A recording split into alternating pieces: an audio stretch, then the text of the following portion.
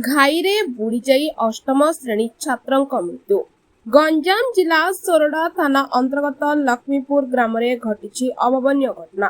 ଭଗବାନ ଗୌଡଙ୍କ ଅଷ୍ଟମ ଶ୍ରେଣୀରେ ପଢୁଥିବା ପୁତ୍ର ରୁଦ୍ର ଗୌଡ 14 ବର୍ଷଙ୍କ ଗାଁ ନିକଟରେ ଥିବା ଗୋପାଳିଆ ଘାଇରେ ବୁଡ଼ିଯିବାରୁ ମୃତ୍ୟୁ ଘଟିଛି। ସୂଚନା ଅନୁଯାୟୀ ଆଜି ସକାଳ ପ୍ରାୟ 10ଟା ବେଳେ ରୁଦ୍ର ନିଜ ମା ସୁମତି ଗୌଡ ଓ ସାନ ଭଉଣୀ ସ୍ନେହାଙ୍କ ସହ ଘାଇକୁ ଗାଧୋଇବାକୁ ଯାଇଥିବା ବେଳେ କୌଣସି କାରଣବଶତଃ ଗୋଡ ଖସିବାରୁ କୂଳଠାରୁ ଦୂରରେ ଅଧିକ ପାଣି ଥିବା ଅଞ୍ଚଳକୁ ଭାସିଯିବାରୁ ବୁଡି ଯାଇଥିଲେ।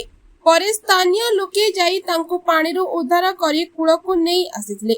ଖବର ପାଇ ସୋରଡା ଅଗ୍ନିଶମ ବାହିନୀ ସେଠାରେ ପହଞ୍ଚି ରୁଦ୍ରଙ୍କୁ ସୋରଡା ଗୋଷ୍ଠୀ ସ୍ୱାସ୍ଥ୍ୟ କେନ୍ଦ୍ରକୁ ଆଣିଥିଲେ। ତେବେ ଡାକ୍ତର ତାଙ୍କୁ ମୃତ ଘୋଷଣା କରିଥିଲେ।